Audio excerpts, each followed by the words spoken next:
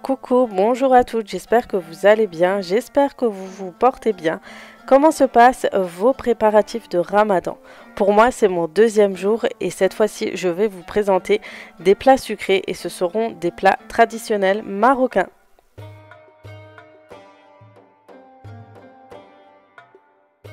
Donc les deux recettes seront la chebakia et la deuxième sera du seullo. Donc ce sont deux incontournables chez nous au Maroc qu'on prépare toujours pour le Ramadan. Pour la chebekia, c'est un gâteau au miel pour celles qui ne connaissent pas, qui est parfumé aux épices. Franchement, c'est un délice et une douceur durant le ftour. Donc je vais tout de suite vous présenter comment je le prépare et comment je m'organise pour le faire. Franchement, ça prend énormément de temps, je ne vous le cache pas.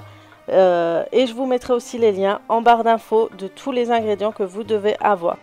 Donc pour cette recette, il vous faudra 1 kg de farine, 200 g de graines de sésame, 70 g de poudre d'amande, 100 g de beurre, 100 g d'huile d'olive, 2 cuillères à soupe de vinaigre, 1 verre de thé d'eau de fleur d'oranger, 2 cuillères à café de cannelle, 2 cuillères à soupe d'anis en poudre, un sachet de levure chimique, une pincée de sel, une cuillère à café de levure boulangère, quelques pistils de safran, ce qui est totalement facultatif, un petit peu de colorant alimentaire, de l'eau de fleur d'oranger pour ramasser votre pâte et ensuite vous pourrez rajouter 1 kg d'huile d'olive et des graines de sésame dorées pour la présentation.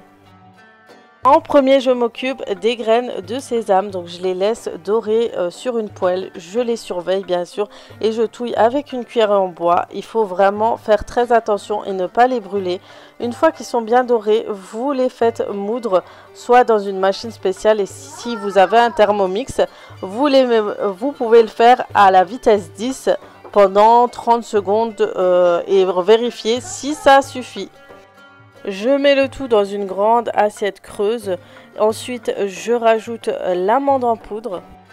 On va vraiment rajouter tout ce qui est épices. Et là, je mets les 2 cuillères à soupe d'anis en poudre. De la cannelle. Je vais diluer mes quelques pistils de safran dans de l'eau de fleur d'oranger. Donc bien sûr, c'est facultatif. Si vous n'en avez pas, ce n'est pas grave. Je vais laisser bien tremper histoire que le safran se décolore bien dans l'eau de fleur d'oranger et ensuite je le verse avec le reste des ingrédients. Je vais ensuite rajouter mon beurre, le faire fondre au micro-ondes. Je rajoute mon huile d'olive, mes cuillères à soupe de vinaigre. Une fois que le beurre a bien fondu au micro-ondes, je le rajoute avec le reste des ingrédients. Je vais rajouter mes 2 cuillères à café de levure boulangère que je laisse diluer aussi dans un peu d'eau chaude, sinon dans de l'eau de fleur d'oranger.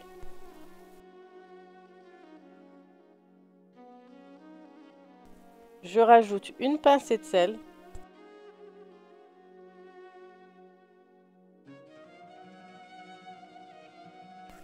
Et je vais rajouter un petit peu de colorant alimentaire. Donc vraiment, c'est même pas un quart d'une cuillère à café de colorant. Ensuite, je mélange le tout. Donc mettez des gants parce qu'avec le colorant et le safran, vous risquez d'avoir les doigts vraiment très très jaunes. Donc vraiment, le colorant, c'est vraiment pour la couleur des chebakia. Une fois que vous avez mélangé le tout des ingrédients, vous rajoutez votre farine et votre levure chimique. Vous malaxez le tout, ensuite vous pouvez bien sûr pétrir à la main, mais étant donné que j'ai la machine pétrin, si vous avez une pétrin, utilisez-la pour laisser vraiment pétrir la pâte au moins 10 minutes, voire un peu plus, pour qu'elle puisse être bien homogène, bien travaillée. De plus, le temps que votre machine pétrit la pâte, vous, à côté, vous pourrez ranger le reste de votre cuisine et remettre les ingrédients à leur place, les bocaux, etc. et faire un peu de nettoyage. Regardez les capacités de votre pétrin. J'avais un ancien pétrin où j'ai mis la pâte à Chewbacca. Il n'a pas tenu du tout. Le moteur a chauffé. Sachez que certains pétrins ne supportent pas plus d'1 kilo et que la pâte à Chewbacca est vraiment dure et lourde et du coup certains pétrins lâchent. Donc regardez vraiment les possibilités de votre pétrin. Sinon, divisez en deux votre pâte et pétrissez une partie, ensuite l'autre. Donc là, je vais laisser, comme dit, pétrir tranquillement. Donc plus elle est travaillée et mieux c'est.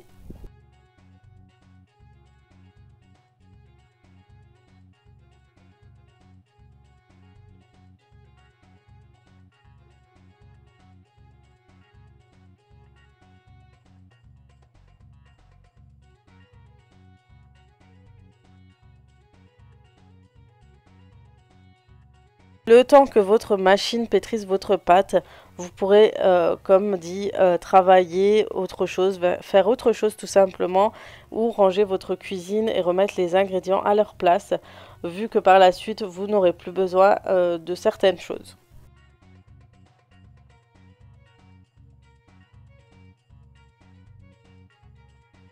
Donc moi, j'en ai profité pour faire ma petite vaisselle. Une fois que la pâte est bien travaillée, vous voyez, elle est bien homogène.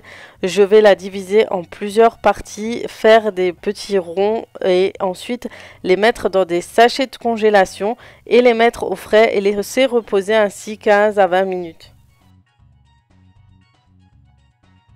Ensuite, je sors une par une mes boules de pâte de Chewbacca et je vais l'aplatir avec un rouleau et ensuite je vais m'aider de la machine à pâte qui est une grande aide pour ce genre de recettes et surtout pour les Chewbacca. Donc je les aplatis de cette façon. Je vous avoue que des fois, il y a des petits bugs avec cette machine. Mais après, je remets ça, j'ajuste ça assez rapidement.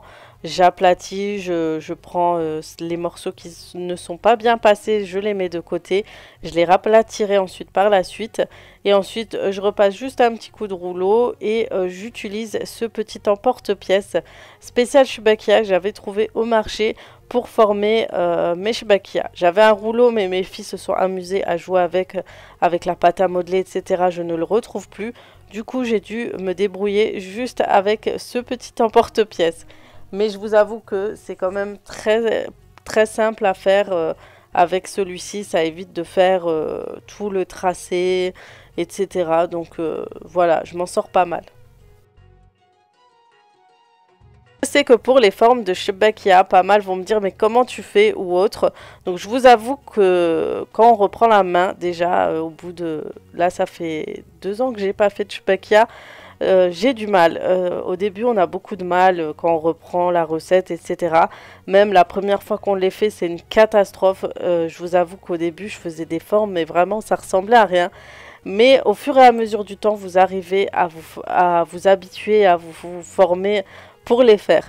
Donc moi, je vous avoue que de temps en temps, je les faisais avec ma mère, mais vraiment de temps en temps, hein, je vais pas vous mentir, je faisais pas tout le temps les gâteaux avec elle, mais elle m'avait montré comment faire et du coup, j'avais un petit peu pris la main grâce à elle. Et ensuite, voilà, donc je me suis un peu habituée et là, ça va tout seul. Vous avez beaucoup de vidéos YouTube avec des explications. Je vous fais un petit visuel et vous montre comment je fais, mais voilà, je ne saurais pas comment vous expliquer comme ça en vive voix.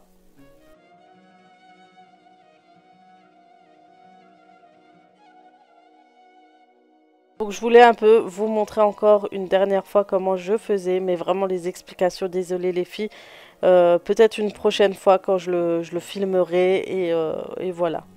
Donc une fois que vous faites la forme de Chewbacca, vous allez vous occuper de la cuisson et de la présentation. Donc maintenant, vous allez prendre votre miel. Donc soit vous mettez dans un saladier et vous le faites chauffer au bain-marie, Soit vous faites comme moi, je l'ai mis dans une gamelle, j'ai chauffé quelques minutes avec de la fleur d'oranger.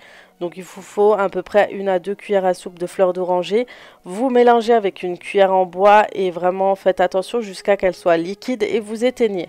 Ensuite, grâce au Shebekya, il va se chauffer naturellement à chaque fois. À chaque fois que vous allez verser vos Shebekya bien chaudes dedans, la chaleur va rester constante.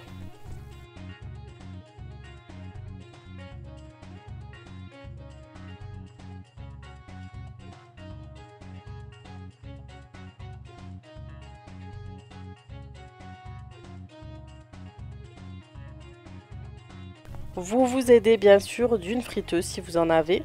Sinon, vous mettez une gamelle d'huile chaude. Vous ne la chauffez pas trop. Donc là, je l'avais mis à 170 degrés. Ma friteuse va au maximum à 190. Il faut vraiment que la Shebekya cuise jusqu'à l'intérieur. Donc pas une très forte chaleur. Donc je les laisse frire quelques minutes. Hein. Elles cuisent assez rapidement. Vous allez voir la couleur et vous allez les laisser jusqu'à qu'elles soient dorées.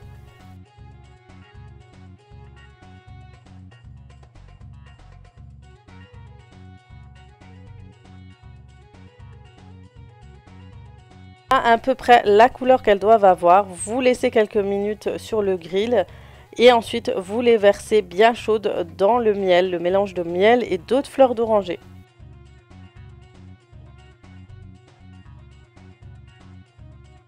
Et vous répétez ainsi le même mouvement jusqu'à épuisement de vos Shebekya.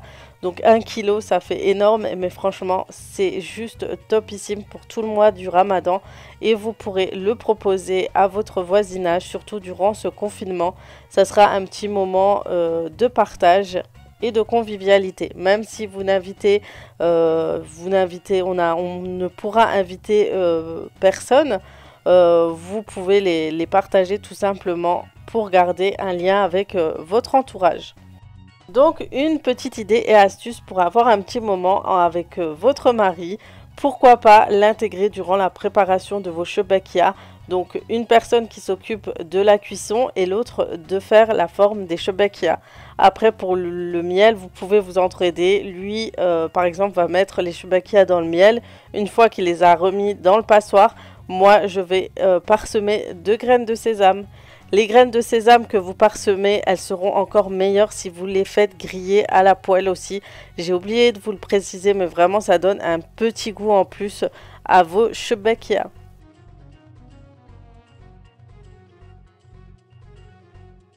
Là, un petit moment convivial et une bonne entraide.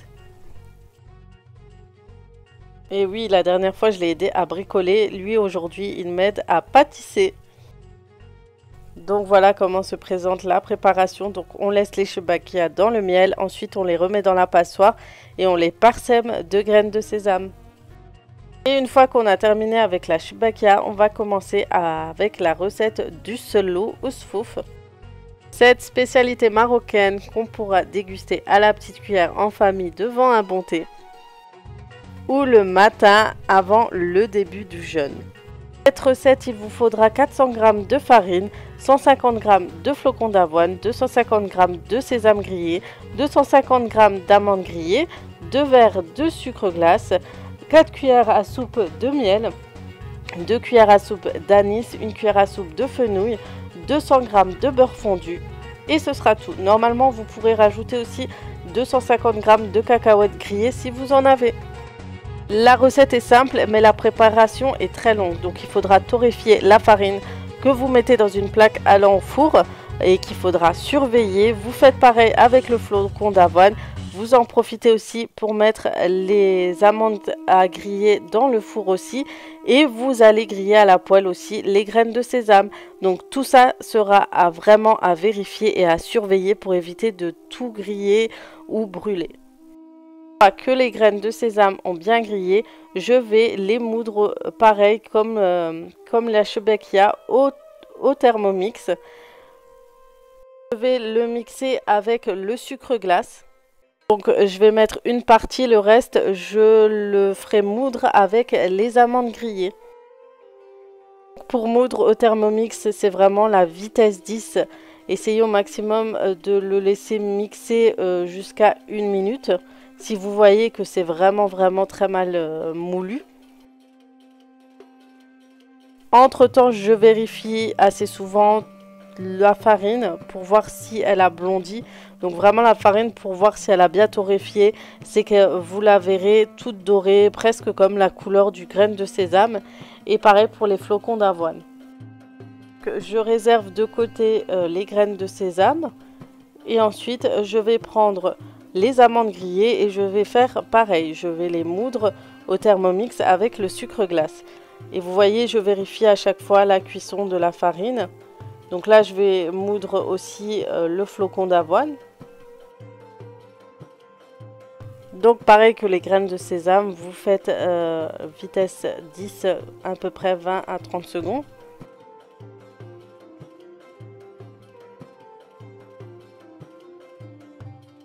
Ensuite, je vais juste le passer au tamis et je le mets dans le bol de mon camix, de mon pétrin. Parce que par la suite, je vais laisser tout travailler au pétrin.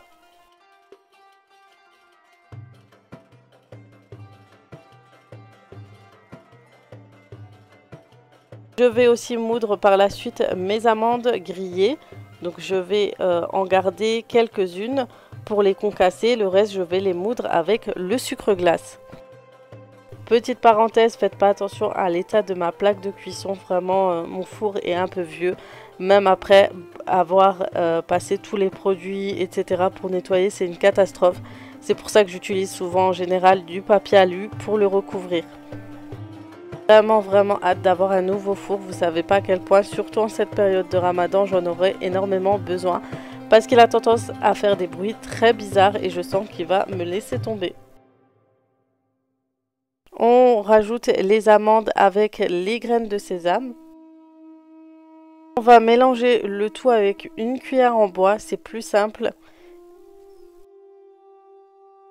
Donc avec le reste des amandes grillées que j'ai bien réservées tout à l'heure, je vais les concasser. Donc je fais vitesse 4 à 5 pendant 10 secondes. Une fois que la farine a bien torréfié, vous voyez qu'elle a bien foncé, elle a une couleur bien dorée. Vous la passez au tamis et ensuite je mélange tous les ingrédients avec mon pétrin. Donc vous laissez bien malaxer le tout pendant environ 10 minutes.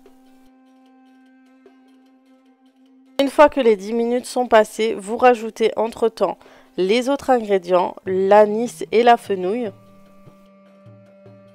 Vous allez ensuite rajouter le beurre fondu et le miel.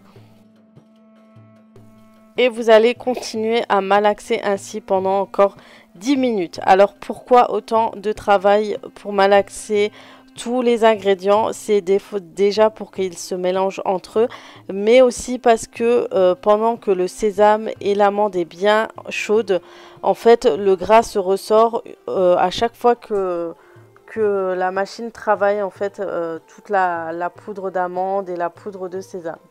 Et plus elle va être travaillée, et plus vous allez voir, elle va vraiment ressortir le gras et vous le ressentez. Avant de commencer de pétrir, je ne sais pas si vous avez vu, c'était que de la poudre. Mais au fur et à mesure que votre pétrin va le malaxer, vous allez voir que les graines vont grossir, qu'elles vont même être plus épaisses. En plus de rajouter le beurre et le miel, le gras vraiment des graines de sésame, etc. ressort énormément. Et c'est ce qui donne cette matière au sello. Donc moi j'aime bien qu'elle soit bien graineuse, j'aime pas quand elle est trop grasse non plus. C'est pour cela que j'attends au bout d'un moment et puis j'évite de rajouter d'autres choses comme il y en a qui rajoutent plus de miel, plus de beurre, mais moi ça me suffit, je préfère quand c'est présenté de cette manière et j'aime bien quand elle est en poudre. Donc voilà mes recettes. Donc sachez que chez Bakia et Sello, il y a énormément de recettes différentes. C'est un peu comme le couscous. Vous avez différentes recettes par famille. Donc ne soyez pas choqués ou ne me dites pas mais chez nous on met pas ci ou nous on met ça. Chacun vraiment à sa façon. Donc voilà, j'espère que cette vidéo vous aura plu. J'espère qu'elle vous aura motivé à faire vos gâteaux. Je vous fais de gros bisous et comme d'habitude, je vous dis à très vite pour d'autres vidéos. Ciao ciao.